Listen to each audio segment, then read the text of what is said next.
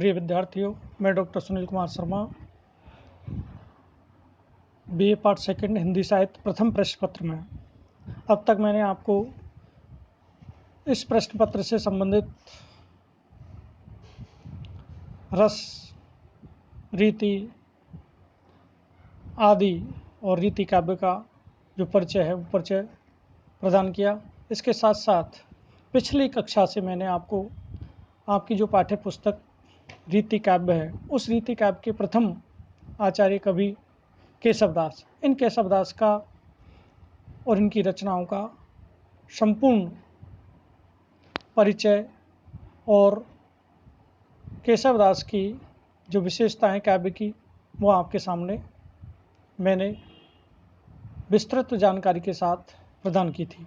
आज इसी श्रृंखला में हम आगे बढ़ते हैं, जहां आपके पाठ्यक्रम में केशवदास जी की प्रमुख रचना रामचंद्र का, उस रामचंद्र का के कुछ पाठ्य अंश आपके पाठ्यक्रम में सम्मिलित किए गए हैं।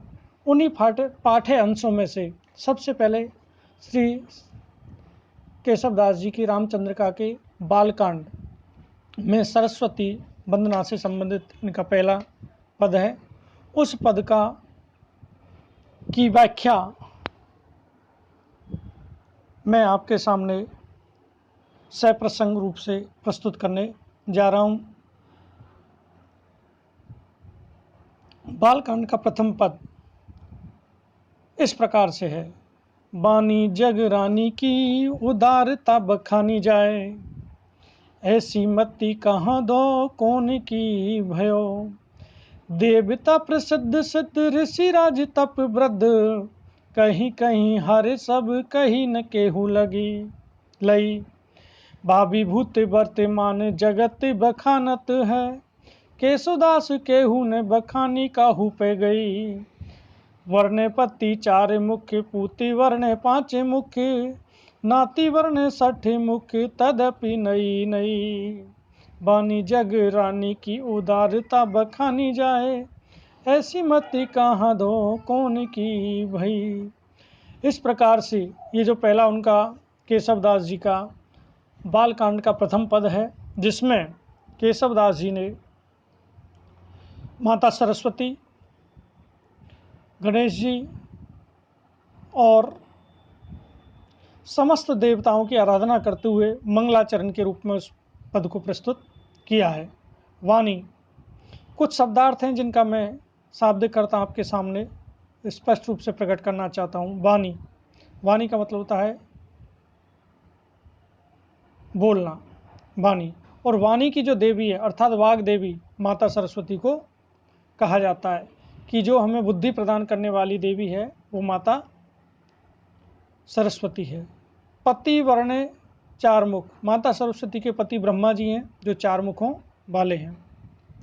पूत वर्णे 5 मुख, उनके पुत्र हैं शंकर, वो पंचमुख अर्थात 5 मुखों वाले हैं। नाती 60 मुख, 60 मुख कार्तिकेय, कार्तिकेय भगवान 6 मुखों वाले हैं।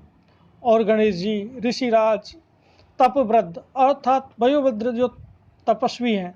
इस प्रकार से केशवदास ने वर्तमान भूत और भविष्य का बखान करते हुए, भगवान की आराधना करते हुए अपनी रामचंद्रिका में अपने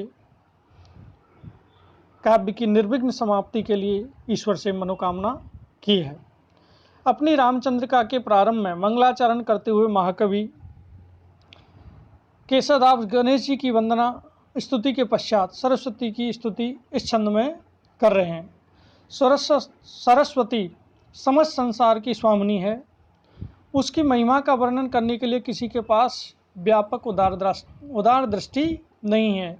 वाणी जग रानी की उदारता बखानी जाए, अर्थात वाणी की देवी अधिष्ठात्री माता सरस्वती की जो उदारता है उसका बखान करने के लिए हमारे पास शब्द ही नहीं है। ऐसी मति कहो दो उदार कौन की भई, अर्थात ऐसी संसार में ऐसी समृद्ध बुद्धि वाला कोई नहीं है जो सरस्वती की उदारता, दया, महिमा का वर्णन कर सके। साधारण व्यक्ति की तो वैसे ही व्यवस्था है। सरस्वती का गुणगान करने में देवता प्रसिद्ध सिद्ध ख्याति प्राप्त सिद्ध पुरुष, बड़े बड़े ऋषि और समस्त आयु को तपस्या में व्यतीत करने वाले तपस्वी भी हार गए हैं। देवता प्रसिद्ध सिद्ध ऋषि राज तपवृद्ध, कहीं कहीं हारे सब, कहीं न केहूँ लई। अर्थात सब लोग माता सरस्वती की उदारता महिमा का बखान करते करते आज तक थक गए हैं, लेकिन आज तक उनकी इस महिमा का पूर्ण बखान कोई भी नहीं कर पाया है। वे भी उसकी महिमा का वर्णन करने का प्रयत्न करते रहे, किंतु कोई भी उसकी महिमा का वर्णन नहीं कर सका है। भावी भूत वर्तमान जगत बखानत है, केशवदास केहू न बखान काहू पे गई। केशवदास जी कहते हैं कि इनका वर्णन करने में भूलोकवासी अतीत काल से प्रवृत्त हैं, आज भी इस कार्य में संलग्न हैं और भविष्य में भी सरस्वती का गुणगान करते रहेंगे, लेकिन कोई भी आज तक सरस्वती के संपूर्ण गुणों का बखान नहीं कर पाया है, बखान करने में सक्षम नहीं हुआ है। वर्ण पति चार मुख, इनके पति ब्रह्मा जी चार मुखों से इनका वर्णन कर रहे हैं, इनकी महिमा का गान कर रहे हैं। पूत वर्णेश पांच मुख, और इनके पुत्र शंकर भगवान भी पांच मुखों से अपने माँ सरस्वती की उदारता महिमा और दया की भावना का वर्णन करते करते थक रहे हैं। नाती कार्तिकेय ने अपने 6 मुखों से इनकी महिमा का वर्णन किया है। तदपि नहीं, किंतु फिर भी इनकी जो महिमा है वो नित्य प्रति नई ही प्रतीत होती है। अर्थात सरस्वती की महिमा का वर्णन वर्णातीत है, अर्थात वर्णन से परे है। इस प्रकार से केशवदास जी ने अपनी जो काव्य सौष्ठव है उस काव्य सौष्ठव का परिचय देते हुए संपूर्ण छंद में माता सरस्वती की महिमा का गुणानुवाद किया है। संपूर्ण छंद में अन्योक्ति अलंकार का प्रयोग करते हुए कहीं कहीं हारे में पुनरुक्ति प्रकाश अलंकार का भी प्रयोग किया है। इसमें सरस्वती की महिमा की अनिवर्चनीयता पर विशेष रूप से बल दिया गया है। इस प्रकार से कवि केशवदास जी ने अपने काव्य में जो अलंकारों की प्रधानता है उस प्रधानता का परिचय देते हुए इस प्रथम पद में माता सरस्वती के प्रति और ब्रह्मा जी, शंकर भगवान और कार्तिकेय और गणेश जी के प्रति अपनी जो श्रद्धा है उस श्रद्धा की भावना को व्यक्त करते हुए अपनी भक्ति का परिचय दिया है। अगला जो पद है वह है राम वंदना से संबंधित, जिसमें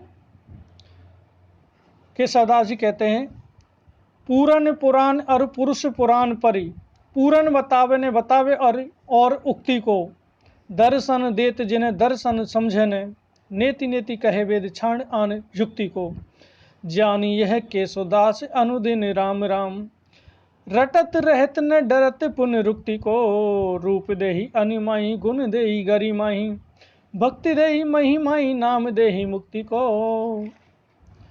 इस प्रकार से इस पद में केशवदास जी श्री राम जो विष्णु के अवतारी पुरुष हैं उनकी वंदना करते हुए कहते हैं पूरन पुराण अरु पुरुष पुराण परि, पूरन बतावे ने बतावे और उक्ति को। इस प्रकार से केशवदास जी कहते हैं कि पूरन मान समस्त पुराण, अर्थात जितने भी आप्त ज्ञान के ग्रंथ हैं उन सभी ग्रंथों में षड दर्शन, सांख्य, योग, न्याय, वैशेषिक, मीमांसा और वेदांत, ये सभी दर्शन ग्रंथ भी नेति अर्थात अंत रहित नेति नेति कहकर ब्रह्म को संबोधित करते हैं।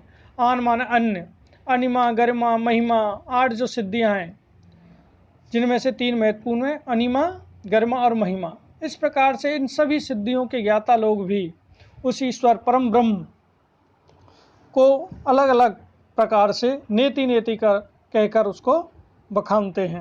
रामचंद्र का के इस मंगलाचरण से संबंधित छंद में आचार्य केशवदास अपने आराध्य भगवान श्री राम की स्तुति करते हुए कहते हैं, केशवदास कहते हैं कि राम की जो महिमा है पूरन पुराण और पुरुष पुराण परि, कि राम की जो महिमा है वो अवर्णनीय है तथा उनकी कृपा सब तरह की समृद्धि प्रदान करने वाली है।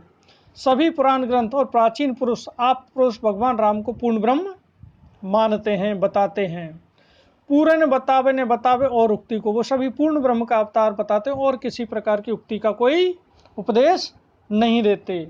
इसके अतिरिक्त वे अन्य किसी को किसी भी प्रकार की उक्ति का सहारा नहीं लेते हैं, किसी भी कथन का सहारा नहीं लेते हैं।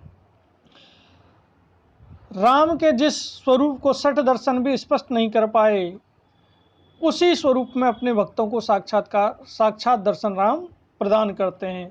दर्शन देत जिन्हें दर्शन समझने, नेति नेति कहें वेद छाणी आने युक्ति को। कि जो दार्शनिक ग्रंथ हैं, वो दार्शनिक ग्रंथ जिन्हें नेति नेति अर्थात समझ भी नहीं पाए, ऐसे वे श्री राम अपने भक्तों को अपने दर्शन प्रदान करते हैं। वेद भी कोई निष्कर्ष नहीं निकाल पाए और नेति नेति कहकर उसका अंत नहीं ये कहकर ही थक जाते हैं, उसके अनंत स्वरूप की ओर संकेत करते हैं।